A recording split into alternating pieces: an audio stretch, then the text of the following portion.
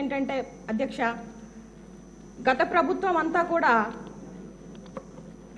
చాలా క్వాలిటీలెస్ అంటే అంగన్వాడీ కేంద్రాల ద్వారా సరఫరా చేసేటువంటి పాలు కానీ గుడ్లు కానీ లేకపోతే బాలామృతం అని కానీ లేకపోతే చిక్కీలను కానీ ప్రతిదీ కూడా అవి సరిగ్గా లేనటువంటి పరిస్థితి. ఎందుకంటే 2023 డిసెంబర్ వరకు కూడా అధ్యక్ష నేను ఒక అంగన్వాడీ కార్యకర్తగా పనిచేశాను కనుక గతంలో అంటే 2014-19లో మన తెలుగుదేశం ప్రభుత్వం ఉన్నప్పుడు సరఫరా చేసేటువంటి సరుకులు ఎంత క్వాలిటీగా ఉండేయో తర్వాత ఈ జగన్మోహన్ రెడ్డి గారు వచ్చిన తర్వాత ఈ 5 ఏళ్లలో ఆ సరఫరా చేసేటువంటి సరుకులు కూడా పూర్తిగా పాడినటువంటి పరిస్థితి. పురుగులు పట్టినటువంటి సరుకులు సరఫరా చేసి పూర్తిగా అంగన్వాడీ కేంద్రాల ద్వారా ఏదైతే గర్భిణీ స్త్రీలకు అదేవిధంగా మహిళలకు తర్వాత పిల్లలకు సరఫరా చేసేటువంటి సామాన్లు కూడా కల్తీలుగా తయారు చేసి వారి యొక్క జీవితాలతోనూ వాళ్ళ యొక్క బ్రతుకులతో కూడా ఆడుకున్నటువంటి పరిస్థితి గతమంతా మనం చూసాం అధ్యక్ష.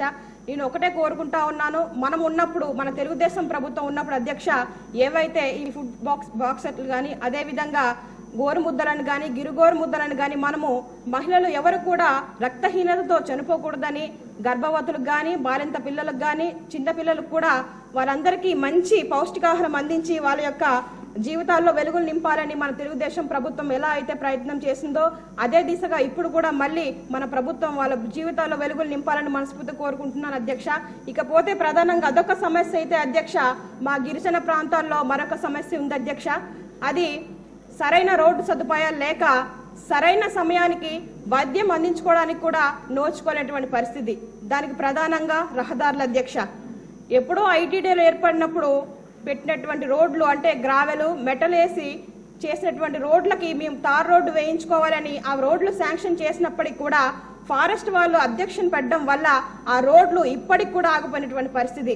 2019లో ఎగ్జాంపుల్కి రంపచోడవరం హెడ్ క్వార్టర్లోనే ఒక మండలంలో ఈ చౌటి దిబ్బలు పందిరమట్టు ఒక రోడ్డు ఉంది అధ్యక్ష. ఇది దాదాపుగా 4 మండలాలను కలుపుతూ 130 గ్రామాలకు రాకపోకలకు ఉన్నటువంటి కనెక్టివిటీ రోడ్డు అధ్యక్ష. ఇది అప్పటి నుంచి ఐటీడీఏ ఉన్నప్పటి నుంచి ఆ రోడ్డు పరిస్థితి అలాగే ఉంది అధ్యక్ష. 2018 గ్రామ సడక్ యోజన ద్వారా ఈ యొక్క గిరిజన ప్రాంతానికి ఆ రోడ్డు శాంక్షన్ అయినప్పటికీ కూడా ఈ ఫారెస్ట్ వారు క్లియరెన్స్ ఇవ్వకపోవడం వల్ల వాళ్ళు ఆ గ్రామాలకి కనీస మౌలిక సదుపాయాలు కూడా అందించినటువంటి పరిస్థితి అధ్యక్ష. దయచేసి నేను ఒకటే కోరుకుంటున్నాను అధ్యక్ష, సంబంధిత మంత్రి గారికి ఏదైతే రోడ్లు మండలానికి వచ్చి ఇలాగా 3 నుంచి 4 రోడ్లు ఈ ఫారెస్ట్ క్లియరెన్స్ లేక ఆగిపోయినటువంటి పరిస్థితి. ఈ సదుపాయాలు అనేవి ఈ రోడ్లు లేకపోవడం వల్ల మాకు సరిగ్గా అందట్లేదు అధ్యక్ష. సకాలంలో రంపచోడవరంలో ఏరియా హాస్పిటల్ ఉంటే వాళ్ళు ఉండేటువంటి గిరిజన ప్రాంతం నుంచి ఆ హాస్పిటల్కి వెళ్ళడానికి 1000 కిలోమీటర్లు 100 కిలోమీటర్లు ఉన్నటువంటి పరిస్థితి అధ్యక్ష. దయచేసి ఇది ఒకటి మీరు దృష్టిలో పెట్టుకోవాలని కోరుతా ఉన్నాను అధ్యక్ష. మరొక చిన్న విషయం అధ్యక్ష, ముఖ్యంగా మా ఏజెన్సీ ప్రాంతంలో ఉన్నటువంటి ప్రధాన సమస్య అధ్యక్ష, గతంలో జగన్మోహన్ రెడ్డి గారు ఏం చేశారంటే 10 ఎకరాల భూమి ఉందని రేషన్ కార్డులు తొలగించడం జరిగింది అధ్యక్ష. మనం చూసుకుంటే మా ఏజెన్సీ ప్రాంతంలో 10 ఎకరాలు ఏంటి 100 ఎకరాలు ఉన్నా సరే సెంటు భూమి కనీసం ఒక 1000-2000 కూడా ఖరీదు చేయనటువంటి పరిస్థితి మీకు తెలుసు అధ్యక్ష. మీ పక్కనే నర్సీపట్నం, అక్కడ సెంటు భూమి 1 లక్షలు విలువ చేస్తే రంపచోడవరం నియోజకవర్గంలో 1 ఎకరం భూమి కూడా ఒక కనీసం వాల్యూ కూడా చేయనటువంటి పరిస్థితి. కానీ గత ప్రభుత్వం ఏం చేసిందంటే 10 ఎకరాల భూమి ఉందనేసి రేషన్ కార్డు తొలగించడం ద్వారా పీవీటీజీస్ ఎక్కువగా నష్టపోయినటువంటి పరిస్థితి అధ్యక్ష. దయచేసి దీన్ని దృష్టిలో ఉంచుకొని దీన్ని మినహాయింపు చేసి స్పెషల్ డ్రైవ్ చేసి రేషన్ కార్డు కోల్పోయిన వారికి ప్రతి ఒక్కరు కూడా ఈ రేషన్ కార్డులు ఇప్పించి వాళ్ళకి మౌలిక సదుపాయాలు అన్ని కూడా అందించి ప్రతి సంక్షేమ పథకాలు కూడా అందేలాగా స్పెషల్ దృష్టి పెట్టాలని కోరుకుంటా ఉన్నాను అధ్యక్ష. ఇంత అవకాశం ఇచ్చినటువంటి పెద్దలకు ధన్యవాదాలు తెలియజేస్తా ఉన్నాను. లలిత్ కుమార్ గారు ధన్యవాదాలు అధ్యక్ష. అభం శుభం అన్నం పురియోని ఎరగని కుటుంబాలు గిరిజన కుటుంబాల అధ్యక్ష. అటువంటి గిరిజన కుటుంబాలని గత ప్రభుత్వ నిర్లక్ష్యం కారణంగా పూర్తిగా ఆ కుటుంబాలని నిర్వీర్యం చేశారు అధ్యక్ష. సంక్షేమాల అభివృద్ధి కుంటిపడిపోయింది అధ్యక్ష. గత ప్రభుత్వ 19 నుంచి 24 మధ్య కాలంలో అంతకు ముందు ఉన్న ఆనాటి ప్రభుత్వంలో అనేక సంక్షేమ కార్యక్రమాలు ఆనాటి ముఖ్యమంత్రి వర్యులు చంద్రబాబు గారి ద్వారా అందేవి అధ్యక్ష. కానీ జగన్ వచ్చిన తర్వాత ఆ సంక్షేమాలన్నీ కూడా గాలి కొదిలేసి సుమారు 18 గిరిజన కుటుంబాల సంక్షేమాలకు సంబంధించి అంశాలన్నింటినీ కూడా నిలుపుదల చేశారు అధ్యక్ష. సప్లా నిధులు కూడా దారి మళ్ళీ అధ్యక్ష ఆనాడు.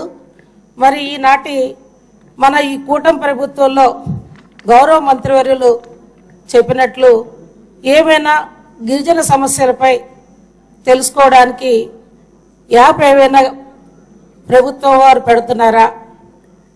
అదేవిధంగా డోలీ మోత సమస్యలు కూడా మరి అక్కడక్కడ కనబడుతున్నాయి. వాటి మీద తగు విధమైన చర్యలు తీసుకుంటున్నారా? విద్యా వైద్యానికి గిరిజన కుటుంబాలకి పెద్దపీట వేస్తారని ఆశపడుతున్నాం. వాటిపైన ఏవైనా చర్యలు తీసుకుంటున్నారా? మరి అదేవిధంగా ఎన్నో కిలోమీటర్లు వెళ్ళి మంచినీళ్ళ సమస్యలు కూడా ఆనాటి ప్రభుత్వం వల్ల మహిళలు ఇబ్బంది పడుతున్నారు అధ్యక్ష.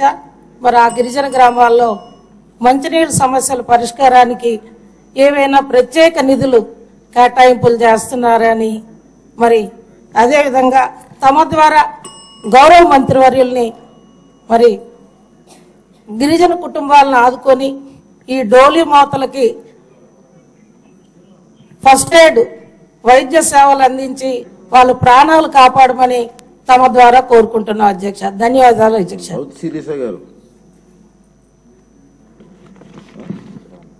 ధన్యవాదాలు అధ్యక్ష. 2019-24 మధ్య గిరిజన సంక్షేమాన్ని జగన్మోహన్ రెడ్డి గారు పూర్తిగా నిర్లక్ష్యం చేయడమే కాకుండా నిర్వీర్యం చేశారు అధ్యక్ష. కనీస వసతులు కూడా కల్పించకుండా గిరిజనులు వైసీపీ సర్కార్ తీవ్ర ఇబ్బందులకు గురి చేసింది అధ్యక్ష. త్రాగునీరు కావాలన్నా గిరిజన మహిళలు కిలోమీటర్ల దూరం వెళ్లి కాలువలు వాగుల్లో తెచ్చుకోవాల్సిన పరిస్థితిని కల్పించారు అధ్యక్ష. టీడీపీ పాలనలో గిరిజన మహిళల్లో రక్తహీనతను తగ్గించడానికి గర్భిణీ మహిళలతో పాటు గర్భంలో ఉన్న శిశువు కూడా ఆరోగ్యంగా ఉండేలాగా లక్ష్యంతో అనేక పథకాలు మనం ఇచ్చాము అధ్యక్ష. గిరిజన బిడ్డలు ఆరోగ్యంగా ఉండడానికి ఫుడ్ బాస్కెట్ కానీ గిరిగోరుముద్ద పథకాలు చంద్రబాబు నాయుడు గారు సమర్థవంతంగా అమలు చేశారు అధ్యక్ష. 2014-19 మధ్య తెలుగుదేశం ప్రభుత్వ హయాంలో విజయవంతంగా అమలైన పథకాలను పేర్లు మార్చడం మీద ఉన్న దృష్టి జగన్మోహన్ రెడ్డి గారికి వాటిని అమలు చేయడం మీద అస్సలు ఏమాత్రం పెట్టలేదు అధ్యక్ష. కేంద్ర ప్రభుత్వ సహకారంతో 2014-19 మధ్యకాలంలో టీడీపీ ప్రభుత్వం ఎంతో విజయవంతంగా అమలు చేసిన ప్రతి పథకాలన్నీ సమీకృతం చేసి వైఎస్ఆర్ సంపూర్ణ పోషణ, వైఎస్ఆర్ సంపూర్ణ పోషణ ప్లస్ అన్న పథకాలు పేరు పెట్టారే తప్పితే వాటిని అమలుని గాలికి వదిలేశారు అధ్యక్ష. ఇక అత్యంత దురదృష్టకరమైన సంగతి ఏంటంటే గిరిజన ప్రాంతాలని అభివృద్ధి చేయడానికి ఐటీడీఏని పెద్దలు స్వర్గీయ నందమూరి రామారావు గారు ఎంతటి శ్రద్ధతో తీసుకొచ్చారో అలాంటిది శ్రీకాకుళం జిల్లాలో ఇటు పలాస కానీ అటు పాతపట్నం కానీ పూర్తిగా దాదాపు 3 మండలాలు గిరిజన మండలాలు అయ్యుంటే ఐటీడీఏని తీసేశారు అధ్యక్ష.